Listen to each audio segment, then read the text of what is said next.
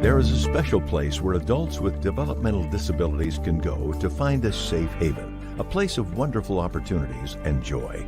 Project ID has social opportunities, meal programs, fun recreation, career development, church services, and the largest Special Olympic team in the state. Project ID is a real community treasure. Please be a volunteer, sponsor a member, or donate what you can to Project ID, Identity Beyond Disability. Hello, beautiful people.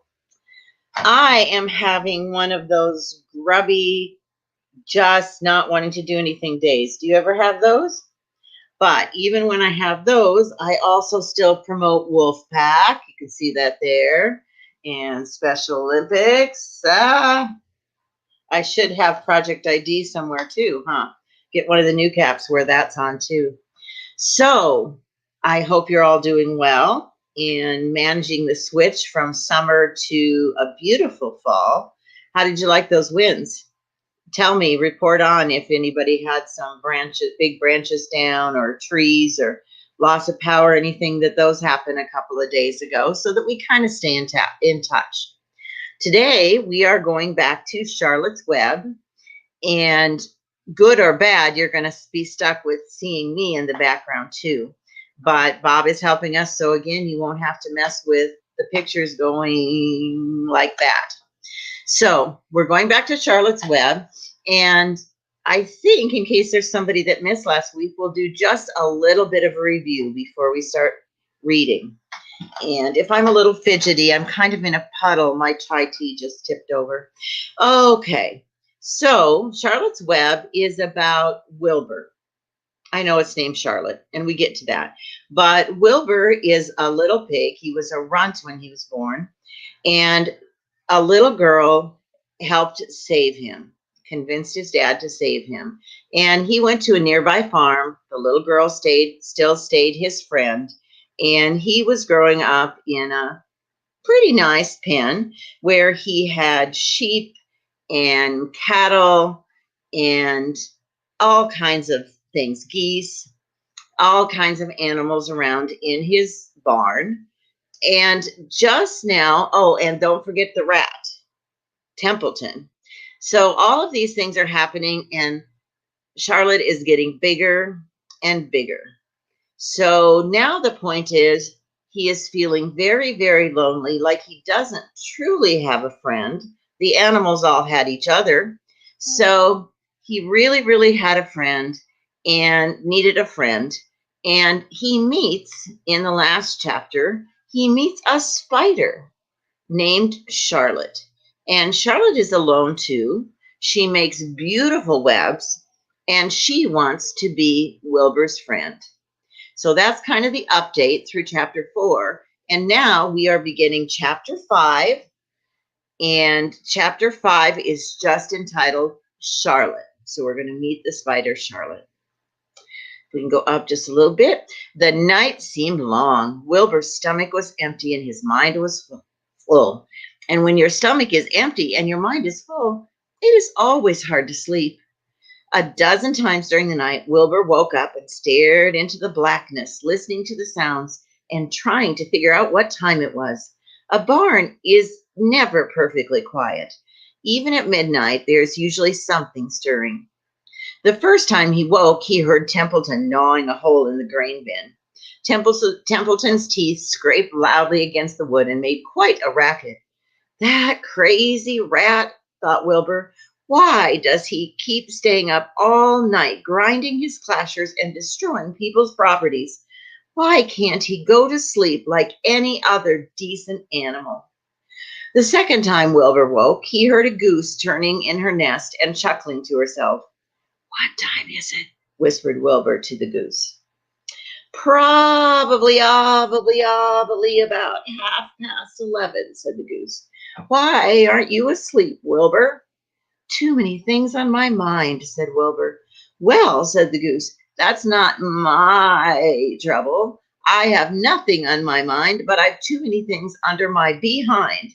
Have you ever tried to sleep while sitting on 8 eggs? No, replied Wilbur. I suppose it is uncomfortable. How long does it take for a goose egg to hatch?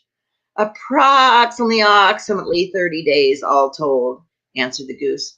But I cheat a little. On the warm afternoons, I just pull a little straw over the eggs and I go for a walk. Wilbur yawned and went back to sleep. In his dreams, he heard again the voice saying, I'll be your friend. Go to sleep. You'll see me in the morning. Remember who that is? About half an hour before dawn, Wilbur woke and listened. The barn was very dark. The sheep lay motionless. Even the goose was quiet. Overhead, on the main floor, nothing stirred. The cows were resting. The horses dozed. Templeton had quit work and gone off somewhere on an errand. The only sound was a slight scratching noise from the rooftop, where the weather vane swung back and forth. Wilbur loved the barn when it was like this, calm, quiet, waiting for light. Day is almost here, he thought. Through a small window, a faint gleam appeared. One by one, the stars went out. Wilbur could see the goose a few feet away. She sat with her head tucked under a wing. Then he could see the sheep and the lambs. The light grew lighter. The sky grew lighter. Oh, beautiful day, it is here at last. Today I shall find my friend. Wilbur looked everywhere. He searched his pen thoroughly. He examined the window ledge, stared up at the ceiling, but he saw nothing new. Finally, he decided he would have to speak up.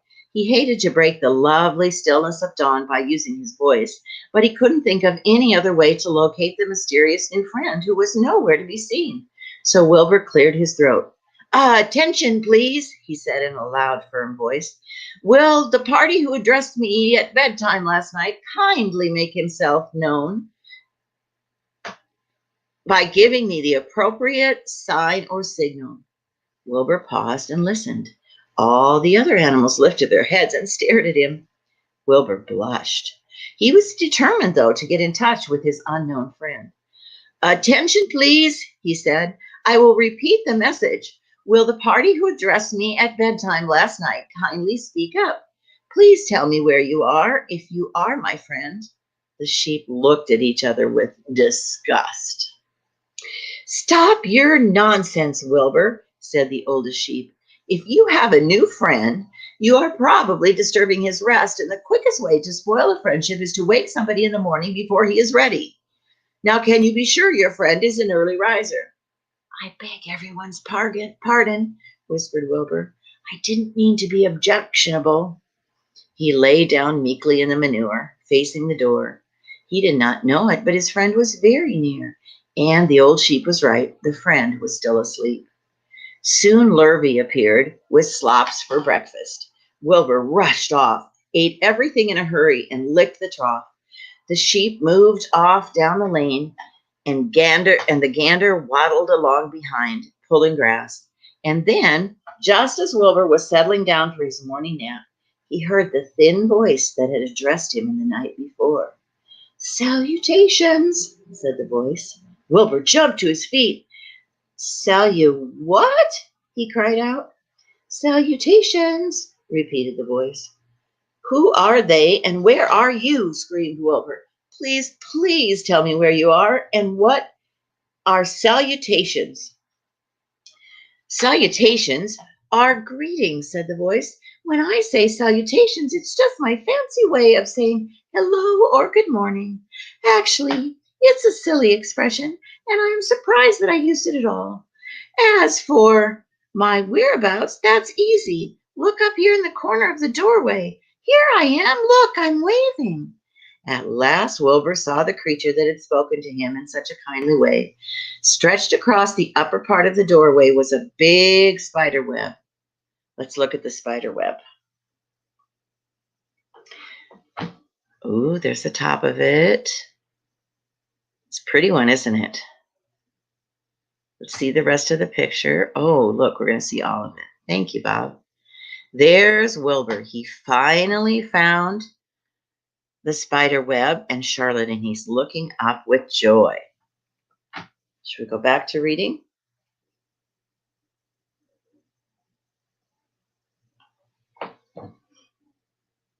Bob has to make it big so I can see. From the top of the web, head down, was a large gray spider. She was about the size of a gumdrop.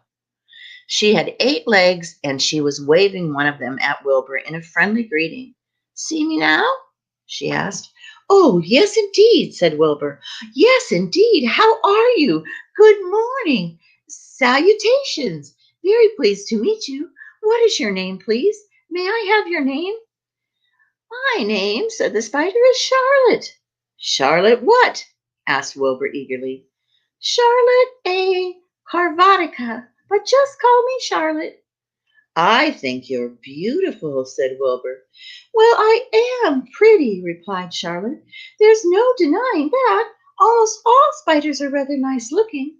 I'm not as flashy as some, but I'll do. I wish I could see you, Wilbur, as clearly as you can see me." "Why can't you?" asked the pig. "I'm right here."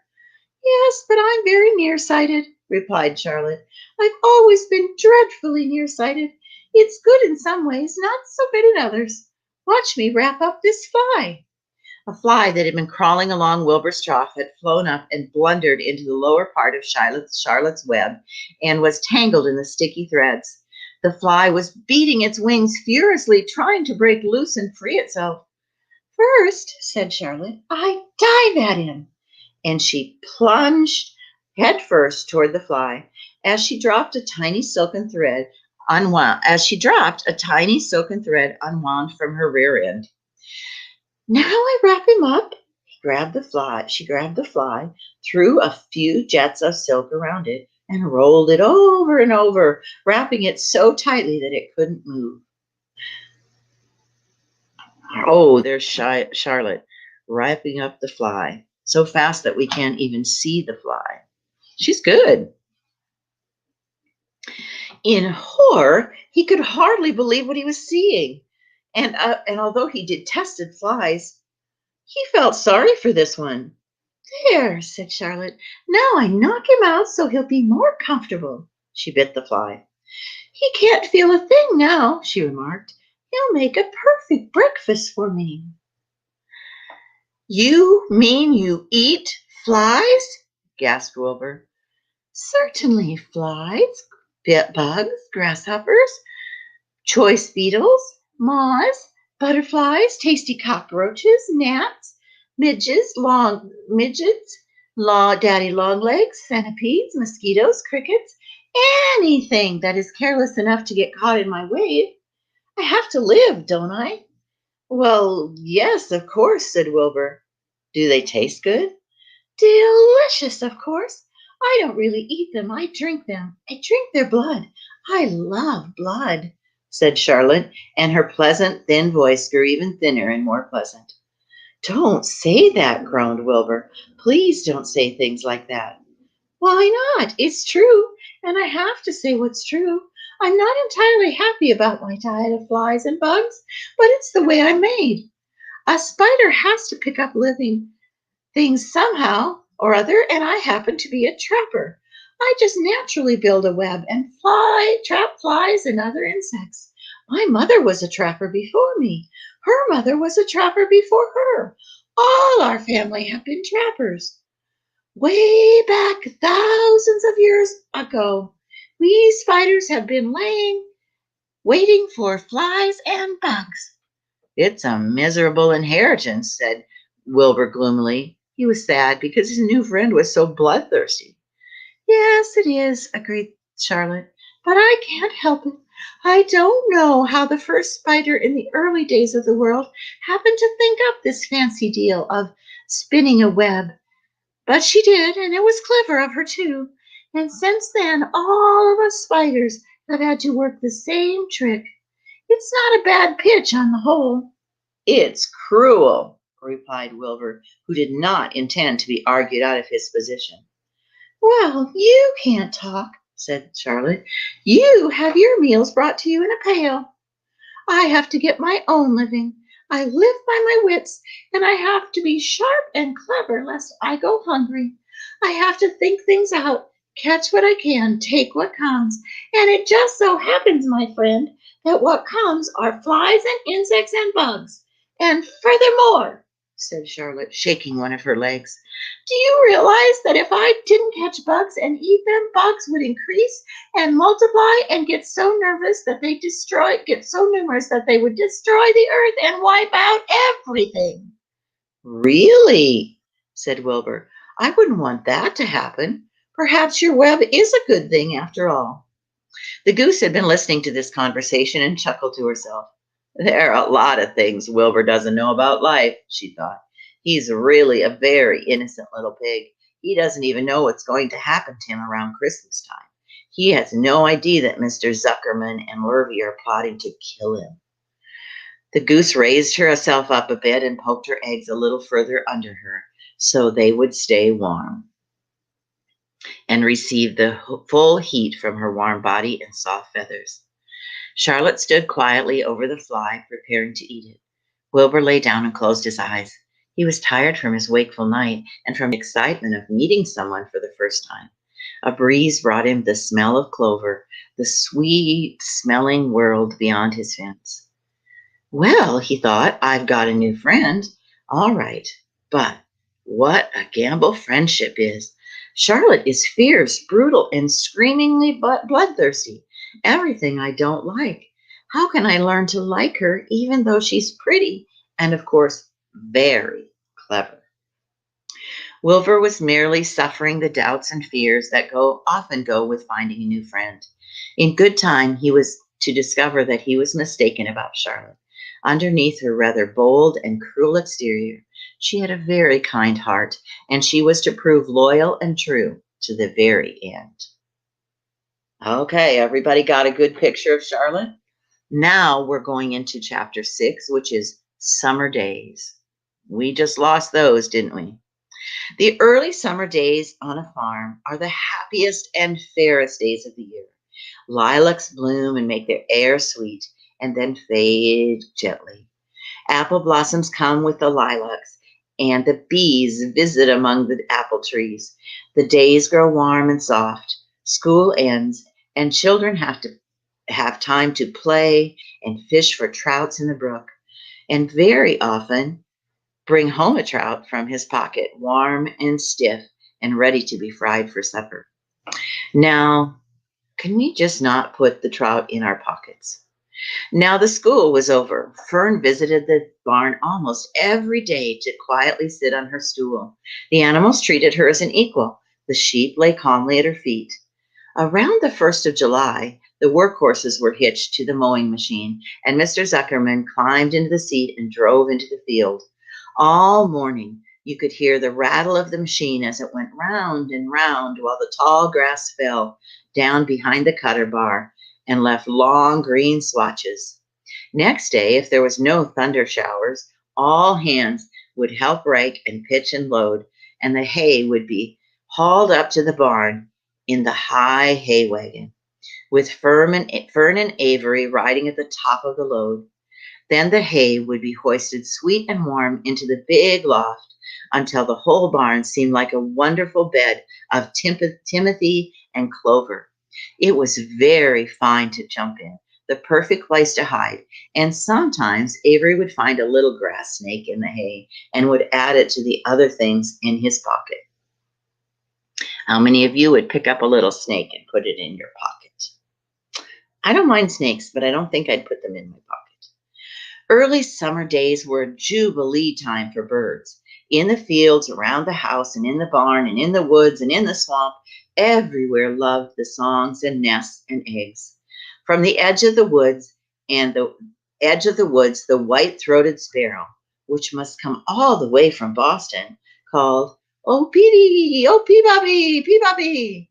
On an apple bough, the phoebe twitters and wags its tail and says, "Phoebe, Phoebe, Phoebe." The song sparrow who had known how briefly and how lovely life is.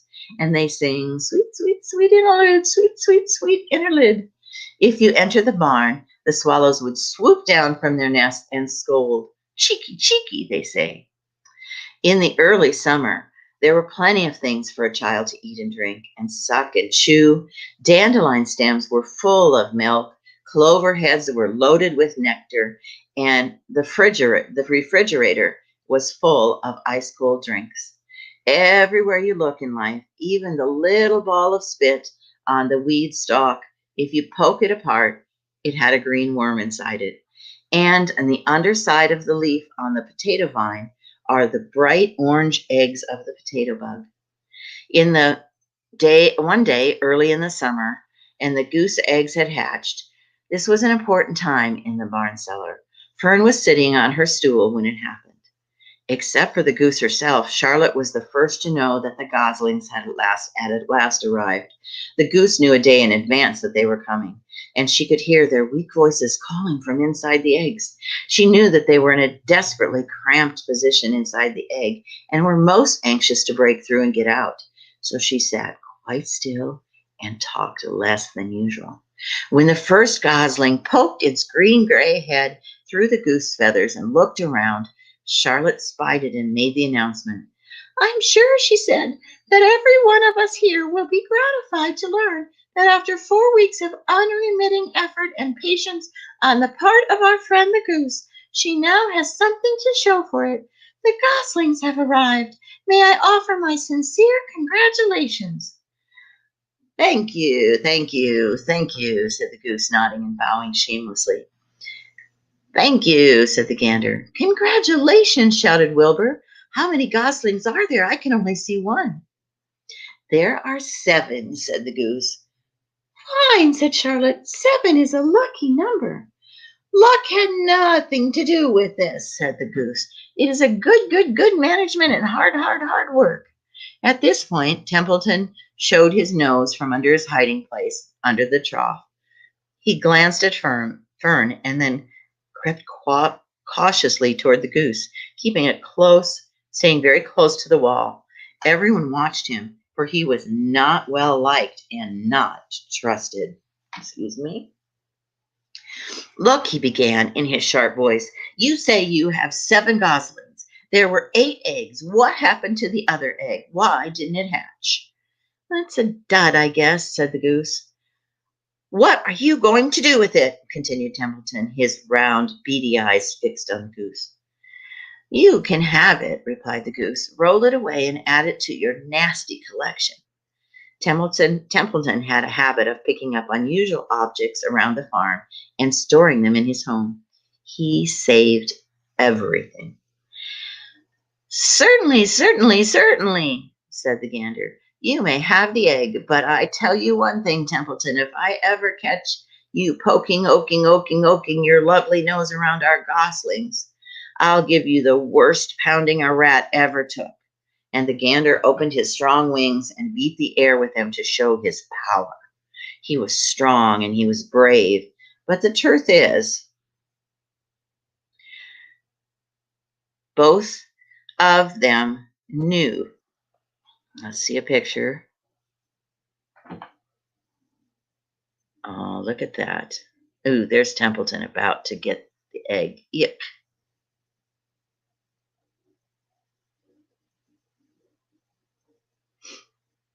Fern is being very calm. I don't like rats. Both of them knew that the goose and gander were not really worried about Templeton, and with good reason.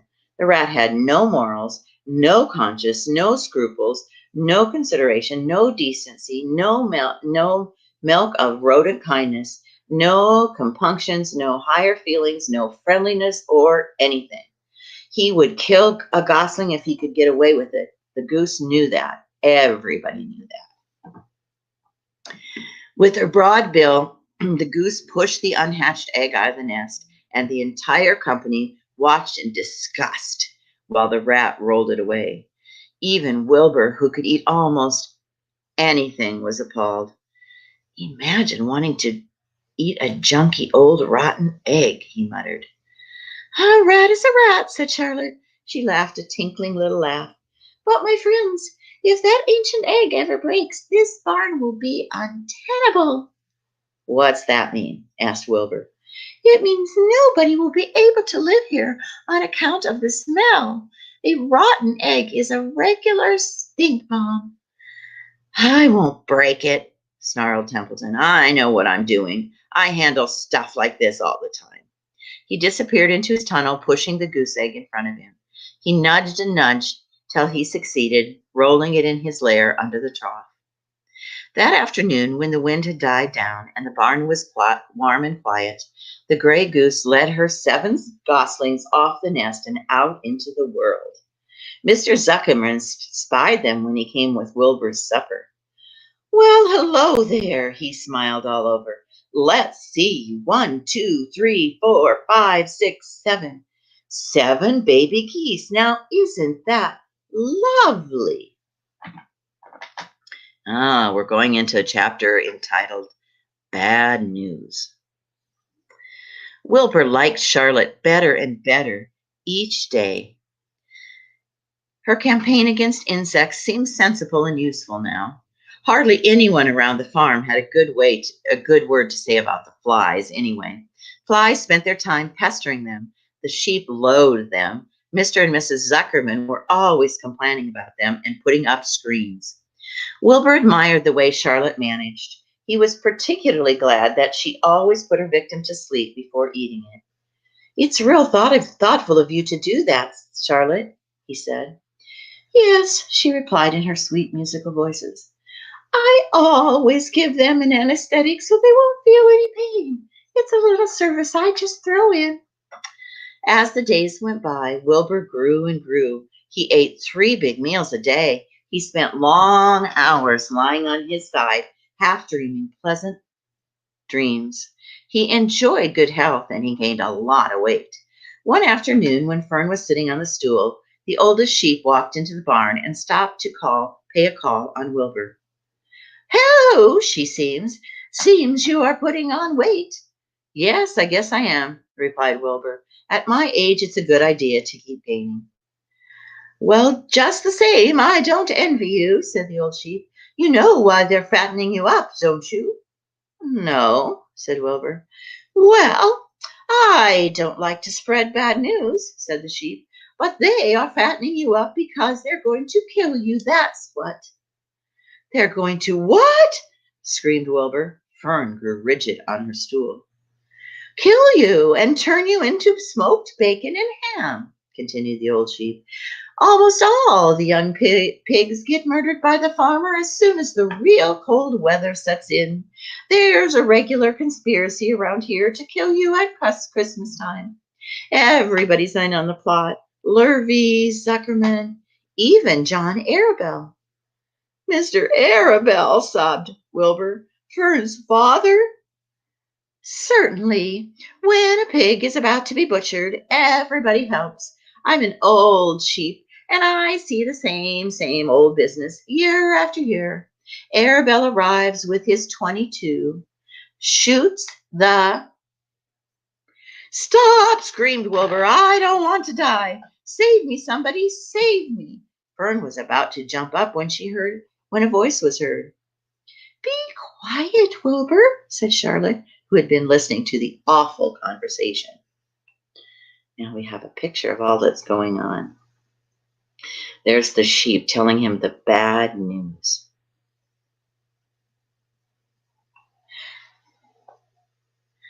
"I can't be quiet. I can't be quiet," screamed Wilbur, racing up and down. "I don't want to be killed and I don't want to die. Is it true what the old sheep says, Charlotte? Is it true they're going to kill me when the cold weather comes?" "Well," said the spider, plucking thoughtfully at her web, "the old sheep has been around this barn a long time. She has seen many a spring pig come and go. If they say that they plan to kill you, I'm sure it's true. It also is the dirtiest trick I ever heard. What people don't think of." Wilbur burst into tears. "I don't want to die," he moaned.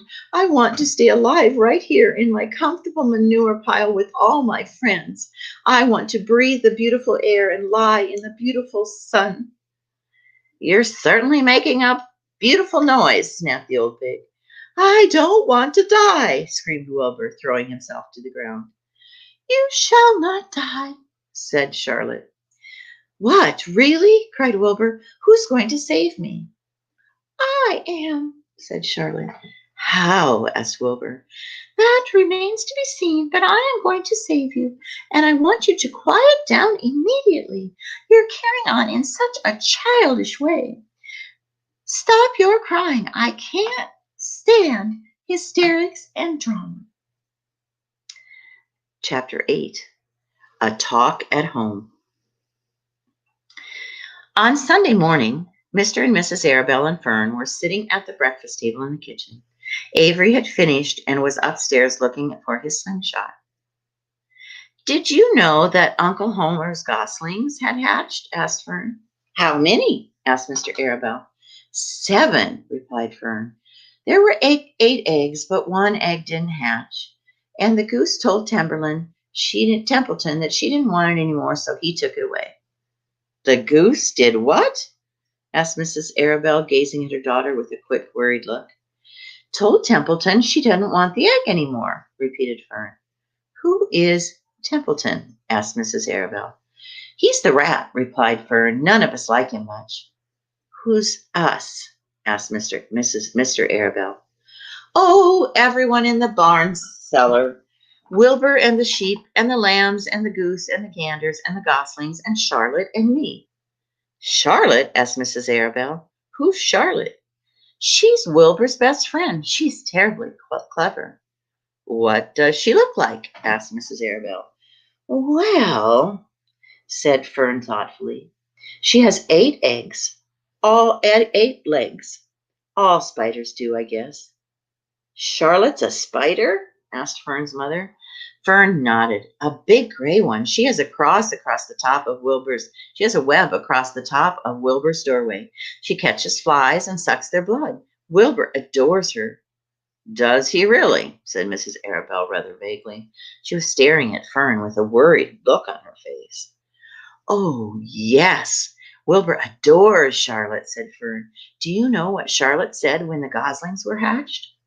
Well, I haven't had the faintest idea, said Mr. Arabelle. Go ahead and tell us. Well, the first gosling stuck its head out from under the goose. I was sitting on my stool in the corner, and Charlotte was on her web.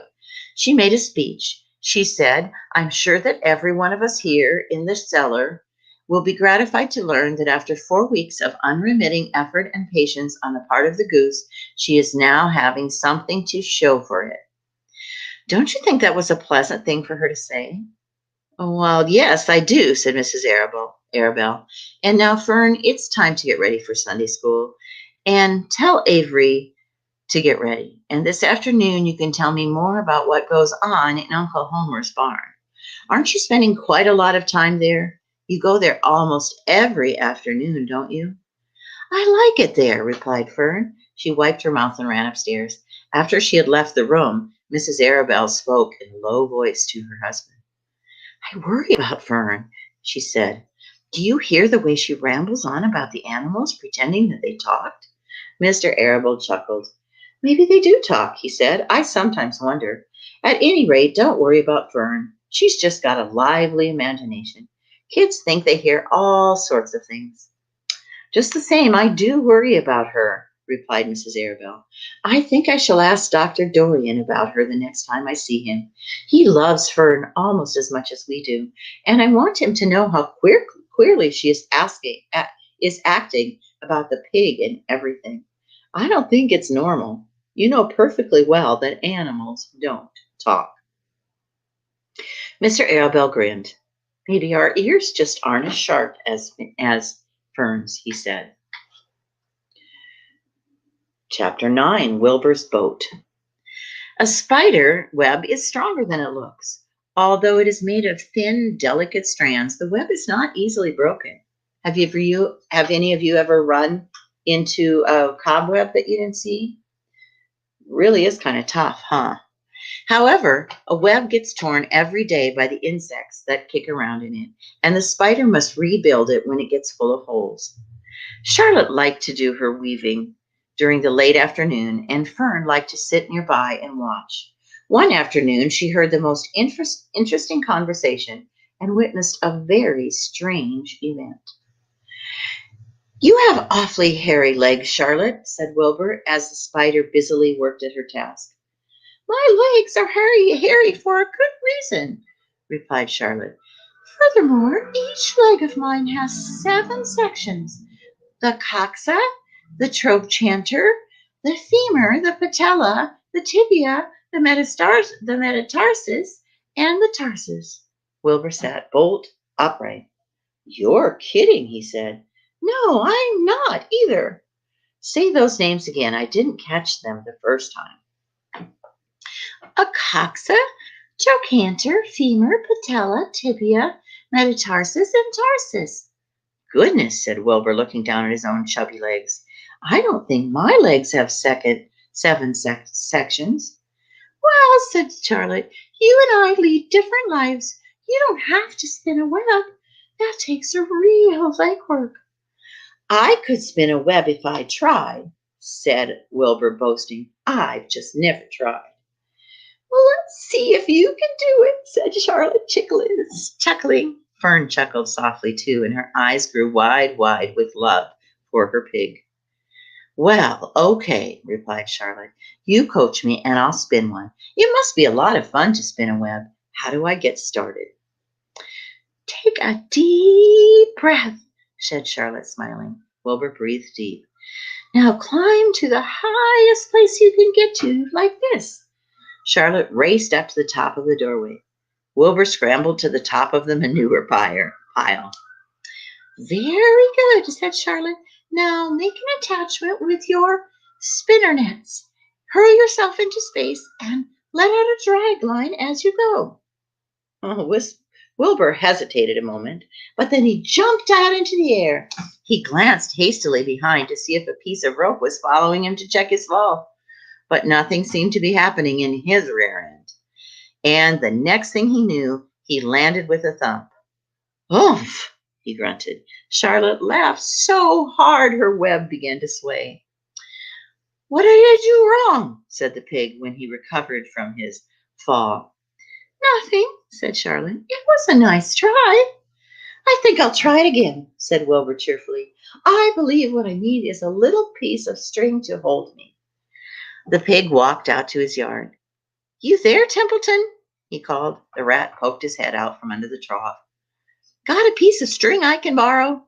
Asked Wilbur. I need to spin a web. Yes, indeed, replied Templeton, who saved string.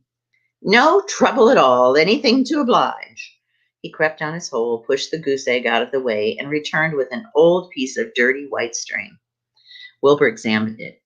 That's just the thing, he said. Tie one end to my tail, will you, Templeton?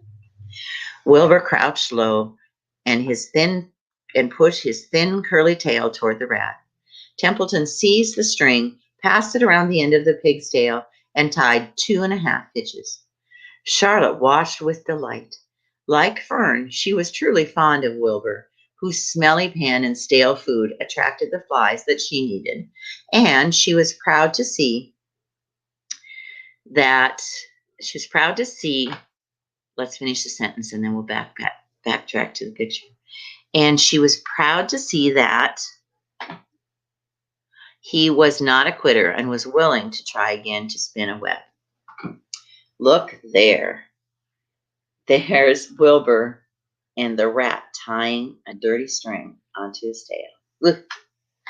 While the rat and the spider and the little girl watched, Wilbur climbed again to the top of the manure pile, full of energy and hope. Everybody watch, he cried, and summoning all his strength, he threw himself in the air head first. The string trailed behind him, but as he had neglected to fasten the other end to anything, it really didn't do any good, and Wilbur landed with a thud. Crushed and hurt, tears came to his eyes. Templeton grinned. Charlotte just sat quietly. After a bit, she spoke. You can spin a web, Wilbur, and I advise you to put the idea out of your mind. You lack 2 things you need for spinning a web. What are they? Asked Wilbur sadly. You lack a set of spinners, and you lack knowing how to use them. Oh, we're going to go go a little smaller so we can see. Templeton laughing at poor Wilbur. And you can see the pile of manure that he jumped up, and everybody just watching, ready to laugh. Poor Wilbur.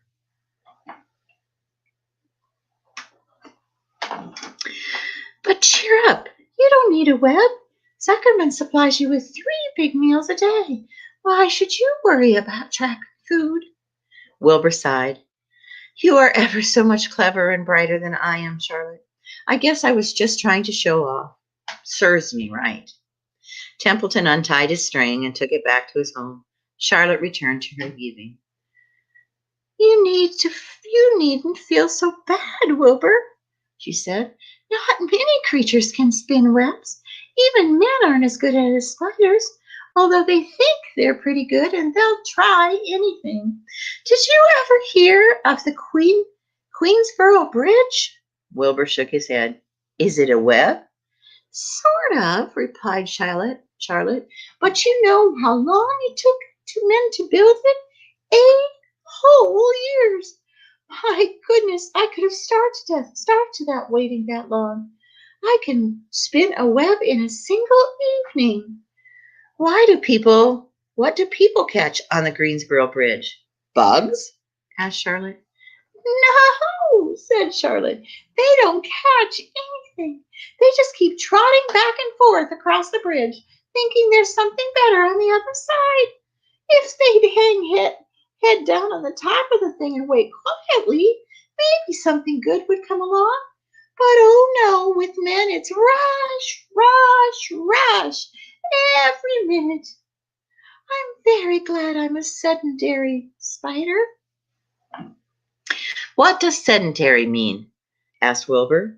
Means I sit still a good part of the time, and I don't go wandering all over creation. I know a good thing when I see it, and my web is a good thing. I stay put and wait for what comes. Gives me a chance to think.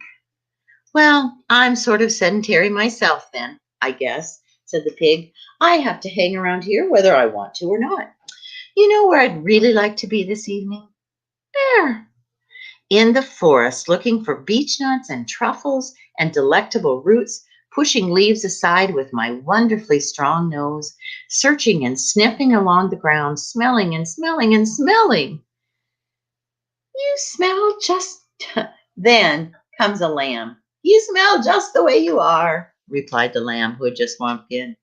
I can smell you here. You're the smelliest creature in the place. Wilbur hung his head. His eyes grew wet with tears. Charlotte noticed his embarrassment, and she spoke sharply to the lamb. Let Wilbur alone, she said. He has a perfect right to smell considering his surroundings. You're no bundle of sweet peas yourself. Furthermore, you're interrupting a very pleasant conversation. What were we talking about, Wilbur, when we were so rudely interrupted? I don't remember, said Wilbur. It doesn't make any difference. Let's not talk anymore for a while, Charlotte. I'm getting sleepy. You go ahead and finish fixing your web, and I'll just lie here and watch you. It's a lovely evening. Wilbur stretched out on his side. Twilight settled over Zuckerman's farm, and a feeling of peace. Fern knew it was almost supper time, but she just couldn't bear to leave. Swallows passed on silent wings in and out of the doorway, bringing food to their young ones. From across the road, a bird sang, "Whippoorwill, whippoorwill." Lurvy sat down under an apple tree and lit his pipe. The animals sniffed the familiar smell of strong tobacco. Wilbur heard the thrill of the tree toad and the occasional slamming of the kitchen door. All these sounds made him feel comfortable and happy, for he loved the life and loved being part of it, of the world he lived in on a summer evening. But as he lay there, he remembered what the old sheep had told him. The thought of death came to him, and he began to tremble with fear. Charlotte, he said softly. Yes, Wilbur? I don't want to die. Of course you don't, said Charlotte in a comforting voice. I just love it here in the barn, said Charlotte, and I love everything about this place. Of course you do, said Charlotte. We all do. The goose appeared and followed her 7 goslings. They thrust their little necks out and kept a musical whistling like a tiny troop of pipers. Wilbur listened to the sound with love in his heart. Charlotte, he said. Yes, said Charlotte. Were you serious when you promised you would keep them from killing me? I was never more serious in my life. I am not going to let you die, Wilbur. How are you going to save me? Asked Wilbur, whose curiosity was very strong at this point. Well, said Charlotte vaguely, I don't really know, but I'm working on a plan. That's wonderful, said Wilbur. What is the plan, and is it coming along, Charlotte? Have you got very far with it? Is it coming along really well? Wilbur was trembling again, but Charlotte was cool and collected. Oh, it's coming all right, she said lightly. The plan is still in its early stages and hasn't completely shaped up yet, but I'm working on it. When do you work on it? Begged Wilbur. When I'm hanging head down at the top of my web. It's where I do my thinking, because then the blood is in my head. I'll be only too glad to help in any way I can. Oh, I'll work it out alone, said Charlotte. I can think better when I think it out alone. All right, said Wilbur, but don't fail to let me know if there's anything I can do to help, no matter how slight. Well, replied Charlotte, you must try to build yourself up. I want you to get plenty of sleep and stop worrying. No hurry and never worry. Chew your food thoroughly and eat every bit of it except what you must leave for Templeton. Gain weight and stay well. That's the way you can help. Keep fit and don't lose your nerve. Do you understand? Yes, I understand, said Wilbur. Then get along to bed, said Charlotte. Sleep is important. Wilbur trotted over to the darkest corner of his pen and threw himself down. He closed his eyes. In another minute he spoke again. Charlotte, he said. Yes, Wilbur? May I go out to my trough and see if I let any of my supper behind? I think I left a tiny bit of mashed potatoes. Very well, said Charlotte, but I want you in bed again without delay. Wilbur started to race out to his yard. Slowly, slowly, said Charlotte. Never hurry and never worry. I think that's going to be her favorite phrase. Wilbur checked himself and crept slowly out to his trough. He found a bit of potato, chewed it carefully, swallowed it, and walked back to bed. He closed his eyes and was silent for a while. Charlotte, he said in a whisper. Yes? May I get a drink of milk? I think there are a few drops in the milk left in my trough. No, the trough is dry and I want you to go to sleep. No more talking. Close your eyes and go to sleep. Wilbur shut his eyes. Fern got up from her stool and started for home, her mind full of everything she had seen and heard. Good night, Charlotte, said Wilbur. Good night, Wilbur. There was a pause. Good night, Charlotte. Good night, Charlotte. Good night, Wilbur. Good night. Good night. Wilbur's persistent, isn't he? All right, we're on chapter 10. An explosion. Ooh, getting exciting. Day after day, the spider waited, head down, for an idea to come to her. Hour by hour, she sat motionless, deep in thought. Having promised Wilbur that she would save his life, she was determined to keep her promise. Charlotte was naturally patient. She knew from experience how to be quiet and thoughtful. I think we have a picture coming up now. There she is, upside down. Do you call it upside down, Mrs. Spider? I don't know, but there she is thinking. She knew that if she waited long enough, a fly would come to her web, and she felt sure that if she thought long enough about Wilbur's problem, an idea would come to her. Finally, one morning toward the middle of July, the idea came. Why, how perfectly simple, she said to herself. The way to save Wilbur's life is to play a trick on Suckerman. If I can fool a bug, thought Charlotte, I can surely fool a man. People are not as smart as a bug. Wilbur walked into his yard just at that moment. What are you thinking about, Charlotte? He asked. I was just thinking, said the spider, that people are very gullible. What does gullible mean? Easy to fool, said Charlotte. Well, that's a mercy, replied Wilbur as he lay down in the shade of his fence and went fast asleep. The spider, however, stayed wide awake, gazing affectionately at him and making plans for his future. Summer was half gone. She knew she didn't have much time. That morning, just as Wilbur fell asleep, Miss Avery Arabelle wandered into the Zuckerman's front yard, followed by Fern. Avery carried a live frog in his hand. That's better than in his pocket. Fern had a crown of daisies in her hair. The children ran for the kitchen. Just in time for a piece of blueberry pie, said Mrs. Zuckerman. Look at my frog, said Avery, placing the frog on the drain board and holding out his hand for pie. Take that thing out of here, said Mrs. Zuckerman. He's hot, said Fern. He's almost dead, that frog. He's not, said Avery. He lets me scratch him behind the eyes. The frog jumped and landed in Mrs. Zuckerman's pan full of soapy water.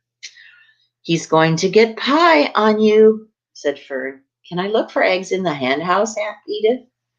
Run outside, both of you, and don't bother the hens. It's getting all over, shouted Fern. His pie is all over his front. Come on, frog, cried Avery. He scooped up his frog. The frog kicked, splashing soapy water onto the blueberry pie. Another crisis, groaned Fern. Let's swing in the swing, said Avery. The children ran to the barn. Mr. Zuckerman had the best swing in the county. It was a single long piece of heavy rope tied to a beam outside the north doorway. At the end of the rope was a fat knot to sit on. It was arranged so that you could swing without being pushed. You climbed the ladder to the hayloft, then hold the rope. You stood at the end and looked down and were scared and dizzy. Then you straddled the knot so that it acted as a seat. And then you got up all your nerve so that it acted so that you could take a deep breath and jump.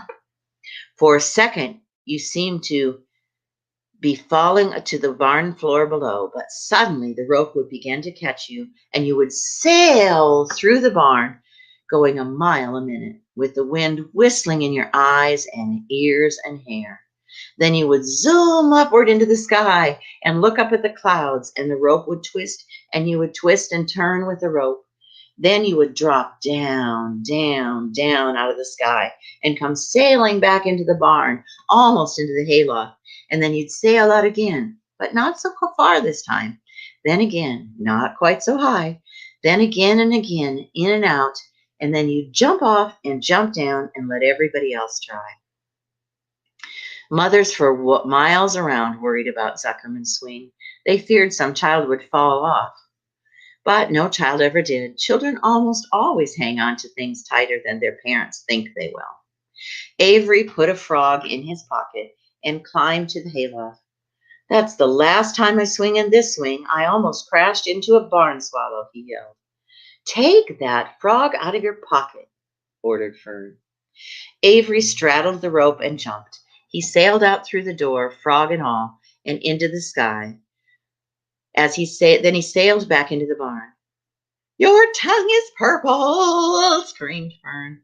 So is yours, cried Avery, sailing again out with the frog. I have hay inside my dress. It itches, called Fern. Well, scratch it, yelled Avery, and he sailed away. It's my turn, yelled Fern, and she jumped out. Fern's got an itch, sang Avery. When he jumped off, he threw the swing up to his sister. She shut her eyes and jumped. She felt the dizzy drop, then the supporting lift of the swing. Then she opened her eyes, and she was looking up into the blue sky and was about to fly then back through the door. They took turns for about an hour. When the children grew tired of swinging, they went back down toward the pasture and picked wild raspberries and ate them. Their tongues turned more purple and then to red. Fern bit into the raspberry that had a bad tasting bug inside it and got discouraged. Avery found an empty candy box and put his frog in it. The frog seemed very tired after his morning in the swing. The children walked slowly down to the barn. They too were tired and hardly had enough energy to walk. "Let's build a treehouse," suggested Avery. "I want to live in a treehouse with my frog." And there's the haymound. That's what we called it when I was growing up on a farm. And see, there's the swing that they get on. Now, my sister's house, they still have a swing like that. And when my son was little, we didn't have a swing. We had a haymound and we had tons of straw in the bottom of it. And they would, my kids would get up in the haymound and jump into the straw. And like the book said, mothers were very scared. "I'm going to visit Wilbur," Fern announced. They climbed the fence into the lane and walked lazily toward the pig pen. Wilbur heard them coming and got up. Avery noticed the spider web, and coming close, she saw Charlotte. So Avery the brother hasn't seen Charlotte before. "Hey, look at that big spider," he said. "It's tremendous." "Leave it alone," commanded Fern. "You've got a frog, isn't that enough?" "That's a fine spider, and I'm going to capture it," said Avery. He took the cover off the candy box. Then he picked up a stick. "I'm going to knock that old spider into the box," he said. Wilbur's heart almost stopped when he saw what was going on. This might be the end of Charlotte. If the boy succeeded and caught her, oh no. "You stop it, Avery," cried Fern. Avery put one leg over the fence of the pig pen. He was just about to raise his stick to hit Charlotte when he lost his balance. He swayed and toppled and landed on the edge of Wilbur's trough. The trough tipped and then came down with a slap. The goose egg was right underneath the trough. There was a dull explosion as the eggs broke, and then there was a horrible smell. Fern screamed. Avery jumped to his feet. The air was filled with terrible gases and smells from the rotten egg. Templeton, who had been resting in his home, scuttled away into the barn. "Good night," screamed Avery. "Good night alive. What a stink. Let's get out of here." Fern was crying. She held her nose and ran toward the house. Avery ran after her, holding his nose too.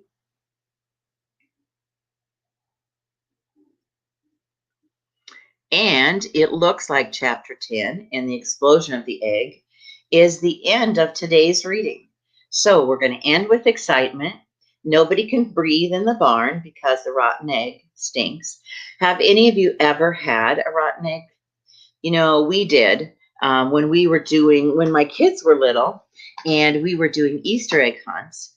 One year we forgot an egg. We had forgotten to count. So when all the Easter eggs came back in, there was one missing, but we didn't know it. Well, the next Easter came around, and while they were out hunting, my son found this egg, and it still looked like all the other Easter eggs. So he picked it up and put it in his basket.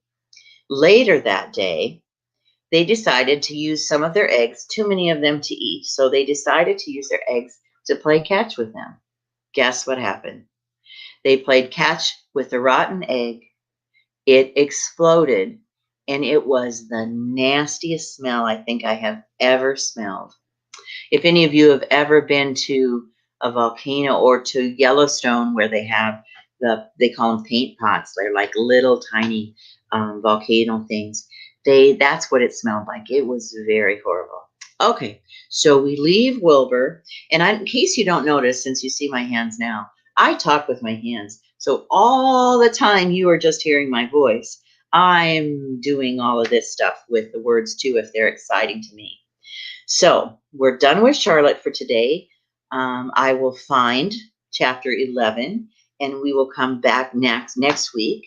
I'm not sure exactly what time, because of Bob's wonderful helpfulness. we kind of schedule around that. So it'll be sometime between 11 and 1 that you can come back and hear the rest of Charlotte's exciting story. And it does get exciting.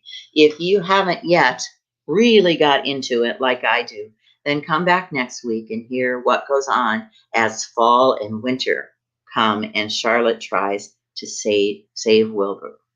Okay, next week, it'll be the last week, I think, before Halloween when we meet again. And so you guys should maybe take some pictures of you get in it early and send me some pictures in the comments while I'm reading with your Halloween costumes. That would be really cool. And we will just move on. We're still in phase 2, as you know, so we still can't open the den, but we are working very, very hard as the Project ID board to figure out little ways that we can keep you more involved and maybe find ways to see you a little more often. So anyway, everybody, I love you all. I miss you all, and I will see you next week. Bye now.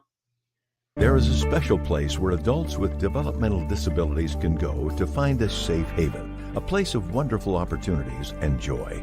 Project ID has social opportunities, meal programs, fun recreation, career development, church services, and the largest Special Olympic team in the state.